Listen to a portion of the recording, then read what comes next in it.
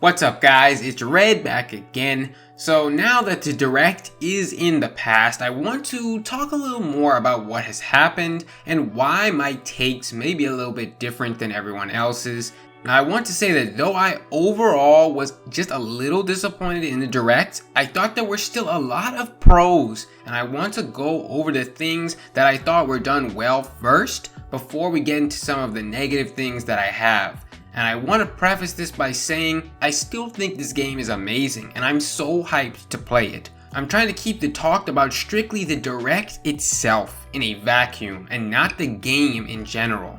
And there's no better way to start it off than talking about the cinematics. The Canon Incineroar trailer was on point as usual. Smash trailers usually are, so this was no exception. Despite that I wasn't hyped for these two characters coming into the trailer, it was so much fun. And of course, the World of Light trailer and song are absolutely amazing. In fact, the World of Light is probably my favorite Smash cinematic ever. I've watched it probably like 10 times already since the Direct ended. It's so freaking good, and it was definitely my favorite part of the entire Direct.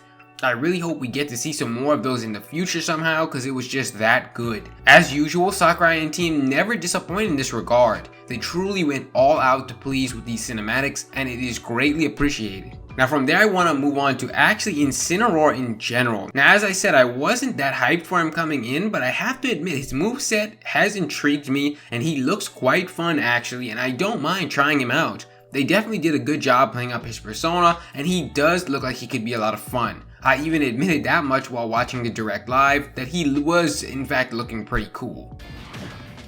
That was kind of sick, the freaking ring. Yo, this dude, wait, hold up. This dude's kind of sick. I'm not even gonna lie.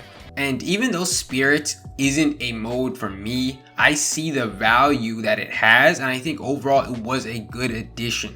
I think that a ton of people are going to have fun with that. It almost reminds me of a gacha game of sorts, which are all the hype right now for a lot of people, except for Spirit, it's free and you don't have to spend real money, I'm assuming, so that's always a positive. It is an interesting way for them to fit a lot of characters in, though I think people might be a little upset that the trophies are gone now, but I think an equal amount of people will also be happy to use the Spirit collectibles. So overall, I'm glad that they decided to add this mode. The language selection is a huge pro for me, and I'm so glad they've decided to add that in. However, it does seem like they didn't go all out and allow you to pick separate voice languages for each specific character. I think that would have been an even, better touch that they could have thrown in there. But overall, I'm at least glad that they had the option at all, and maybe we can get an update like that in the future sometime. And the Fighter Pass was a huge deal for me. I love saving money, and I love DLC.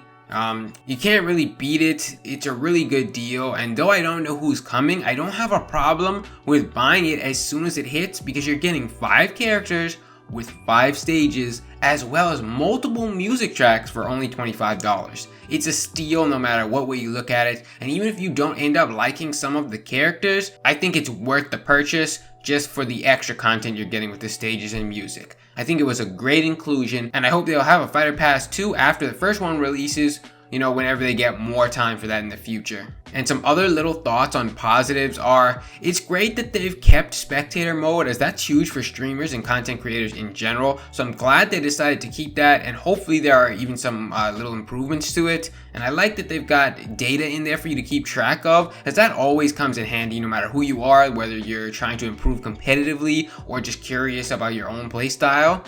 And then the Smash tags, I thought that was a really cool addition and a pretty fun idea. And I think you might be able to create some cool games, games outside of the Smash game itself. Some homemade games with those tags, and can probably have a lot of fun with that.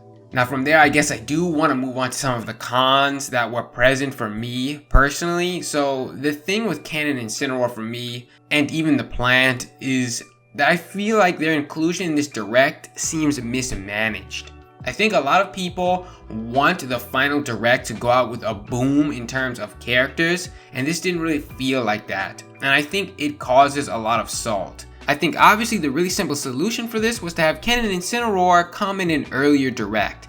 Think along the lines of having Simon and Richter debut at E3, you move Ridley down, and then you have Canon Incineroar lead off the August Direct instead of Simon and Richter, and then you stop Isabel from appearing in the September Direct, and you slide her down into the November Direct. You lead off with Isabel, and you close out with Ridley. I think that gets people a lot more hype, and you can even still, throw the plant in there. I think this way a lot more of the fan base feels hyped on what they see as, the last moment to get you hyped before the game comes out. It just seemed like a mismanagement of hype, and that's really all there is to it. I think it could have been handled differently. I think this way it feels much more balanced, as each direct has a really hyped character that people, would be able to get excited about, with the Belmonts at E3, and then you have K. Rool still in the August Direct, and then you have Ridley in the final Direct. Overall, it's not a big reflection on the game itself, but mostly just the Direct in a vacuum. Now from there, I do want to talk about the plant. The origin of my salt for the plant lies in the number of newcomers that we have in this game.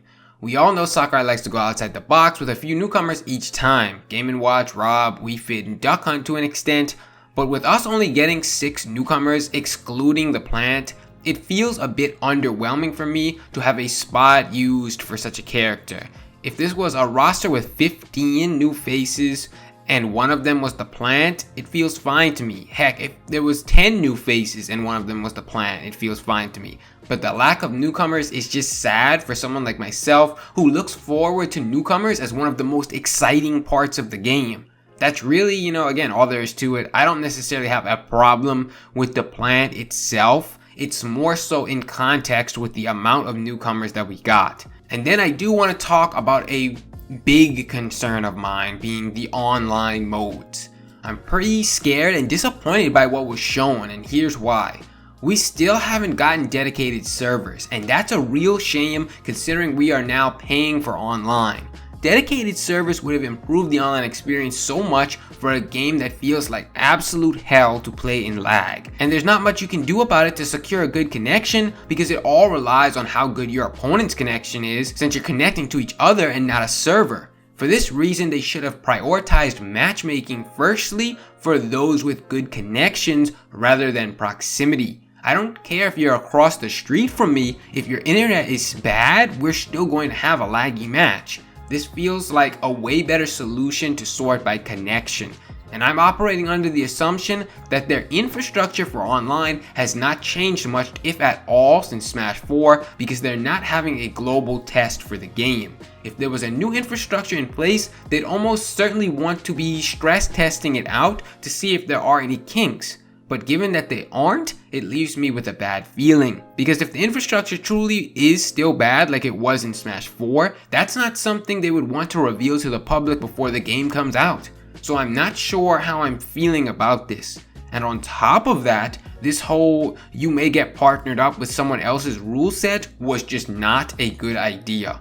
Everyone has their own preferences. Someone who doesn't like items or assist trophies doesn't want to suddenly find themselves in a match with those things on, and vice versa. It seems like a bit of a mess. For Glory and For Fun gave 2 distinctions between the different types of players, and I think that should have been kept to a degree. It's true that Battle Arena does give a sort of solution to this, but that has its own flaws as well. You may end up waiting half an hour just to play the type of match you want, depending on how big the line is if you're trying to play a public match rather than with friends. And Battle Arena doesn't offer the ranks climbing experience that is offered in the standard online mode, so you don't feel any sort of ranked accomplishment in that sense.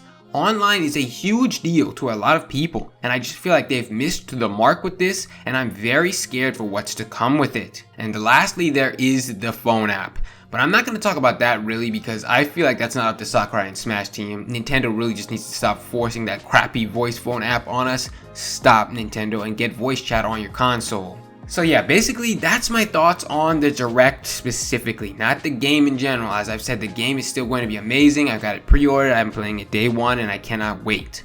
But those were some of the good things and the bad things that I found in the Direct. But at the end of the day, I hope everyone was able to get at least something out of it. Even if it wasn't one of your favorite characters. I do have a whole separate video on assist trophies, and I kind of count what happened with that as a con, but I wanted it to be its own video specifically, and I'm still working on that. But yeah, guys, as always, let me know your thoughts in the comments below. What were your thoughts specifically on the direct? Share with me anything that you want to. And don't forget to check out some of my previous videos if you have time. Subscribe with notifications on for more future content. Thanks for watching. I'll see you guys next time.